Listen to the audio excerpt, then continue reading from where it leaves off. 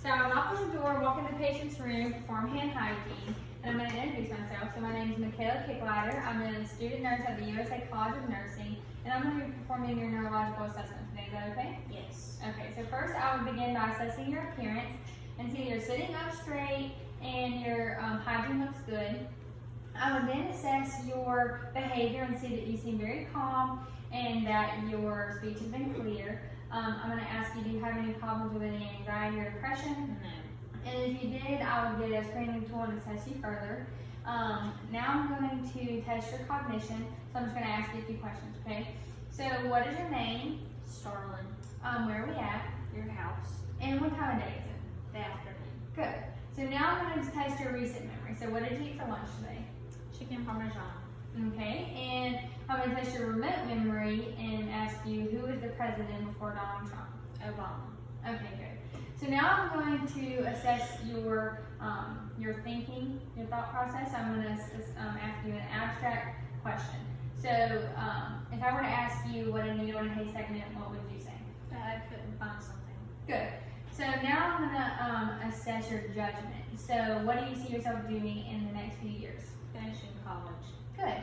So now I'm going to move on to assessing your cranial nerve. So we'll start with cranial nerve number 1, which is your olfactory nerve. So what I'm going to get you to do is cover one nostril and sniff, and I'll cover the other nostril and sniff. Good. So now I'm going to do the sniff test. I'm going to have you close your eyes and include one nostril, and I'm going to have you identify some scents, okay? All right, sniff. Orange. Good. Now I'm going to get you to include the other nostril and sniff. Lavender. Good. You can open your eyes back up. So you are able to identify both scents. So your cranial nerve number 1, your olfactory nerve is intact. So now we're going to assess your cranial nerve number 2, which is your optic nerve. So normally I would have you stand 20 feet back and read a Snellen eye chart on the wall, but today we don't have one. So what I'm going to do is use my handheld eye screener, and I'm going to hold it 14 inches away from your face and have you close your eye, one of your eyes, and read the lowest one possible for me. 8, 7, 4, 5. Okay. So I see that your vision is 20/70, which means you can read at 70 feet, when a normal eye can read at 20 feet. So normally we would test this bilaterally, do it in both eyes, but for today we're just going to do it in the one. So your cranial nerve number 2, your optic nerve is intact. So now we'll do cranial nerve number 3, which is your oculomotor nerve. So I would say that your pupils are equal and round. They are about 4 millimeters in size. Now I'm going to test your direct and consensual light reflex. I'm going to bring my pen light from over here into this eye, and I'm going to watch your pupil, okay? So just look straight ahead for me. Good, so your pupil constricted. So now I'm going to shine the light back into this eye, but I'm going to look at this eye, okay? Okay, so both pupils constricted, that's good. So your pupils are reactive to light. So now I'm going to have you look far away, and I see that your pupils dilated when you look at a far away object. And now look at my pen light close to your face, and I see that your pupils constricted. So your pupils accommodate according to what they're looking at. And now I'm going to have you follow my pen light into your face, okay? And your pupils converge on their axis. So your pupils are equal, round, reactive to light.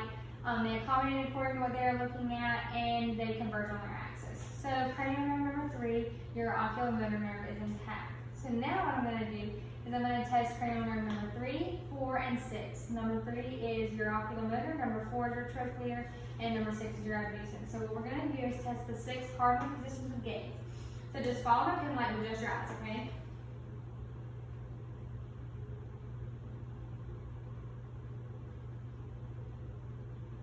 Good. So I'm going to parallel tracking and no nystagmus. So cranial nerves number 3, the oculomotor, 4, trochlear, and 6, the abducens are all intact. So now we're going to go back and test cranial nerve number 5, which is your trigeminal nerve. So what I'm going to do, for the motor portion, I'm going to have you clench your jaw and just palpate your jaw.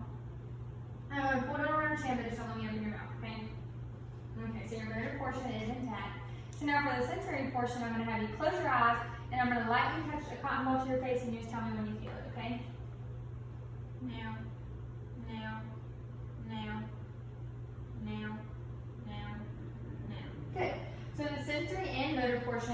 your cranial nerve number 5, the trigeminal nerve, is intact. So now we're going to go and test cranial nerve number 7, which is your facial nerve. So I'm going to have you make a bunch of funny faces for me, okay?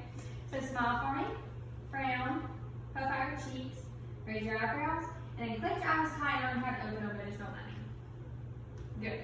So your motor portion on facial nerve is intact. So now for the sensory portion, we would normally place something salty or sweet on the anterior 2/3 portion of your tongue, but for today we're not going to do that. So cranial nerve number 7, the facial nerve, is intact. So now we're going to test cranial nerve number 8, which is your acoustic nerve. So I'm going to cover my mouth, and you're going to just cover one of your ears, and I'm going to whisper a word and you repeat it back. Baseball. Good. Now cover your other ear. Football. Good. You were able to repeat both words to me. So I didn't note any high frequency hearing loss. Your cranial nerve number 8, the acoustic nerve, is intact. So now we're going to assess cranial nerve number 9 and 10, which is your glossopharyngeal and your vagus nerve. So for this one, I'm going to have you stick your tongue out and say ah. I see that your uvula rose on phonation, and I would also, if I had a tongue stick, I would stick it to the back of your throat and test your gag reflex. And also for the sensory portion, I would place something salty or sweet on the posterior 2/3 portion of your tongue, but for today we're not going to do that. So your cranial nerve number 9, the glossopharyngeal, and cranial nerve number 10, your vagus nerve, are both intact. So now I'm going to do cranial nerve number 11, which is your spinal accessory nerve. So I'm going to place my hand on your face and just push against me. Okay, now the other one. Good. And now I'm going to place my hand on your shoulders and push down, you just push up, okay? Good. So cranial nerve number 11, your spinal accessory nerve, is intact. So now what I'm going to do is assess your cranial nerve number 12, which is your hypoglossal nerve. So I'm going to have you stick your tongue out again. I see that your tongue is midline, and so I'm going to have you repeat these 3 words to me. Tight like dynamite. Tight like dynamite. Good. So you were able to repeat the words to me. I didn't notice any deviation in your tongue, and it is midline. So cranial nerve number 12, your hypoglossal nerve, is intact. So now we're going to move on to cerebellar function, okay? So I'm going to have you stand up for me. And I'm going to walk over here. And I'm going to have you walk towards me just as a regular walk. Good. So now turn away from me, and when you walk away from me, I'm going to have you do heel, toe, okay?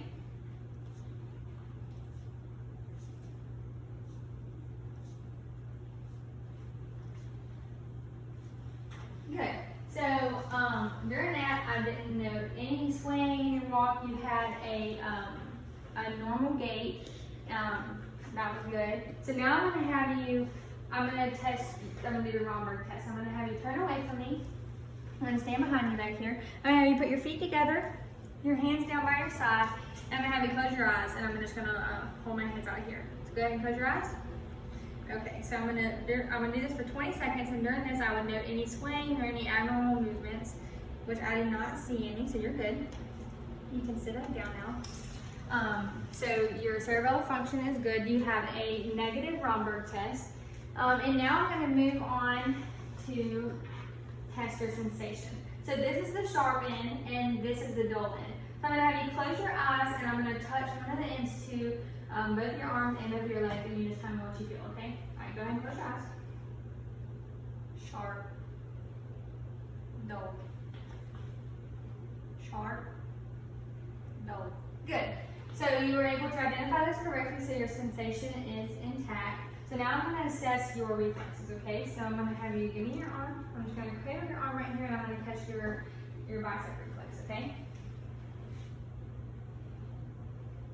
Okay, I was able to elicit that, so you get a 2+ for that. Now I'm going to come over here and do your triceps. I'm just going to hold your arm and just relax, okay? Good, I was able to elicit that as well. So you get a 2+ for that. So now I'm going to assess your brachioradialis. So I'm going to have you hold your hands like this, and I'm just going to hold your thumbs, okay? So just relax. Okay, I was able to elicit that, but not as well. So now I'm going to assess your knee. So just relax.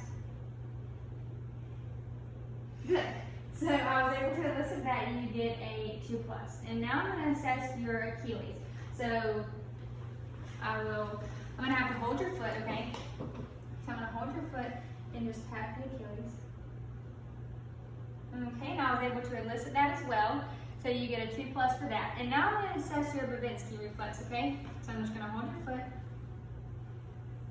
Good. So your Babinski reflex is good, your toes curled in. So all of your reflexes were good.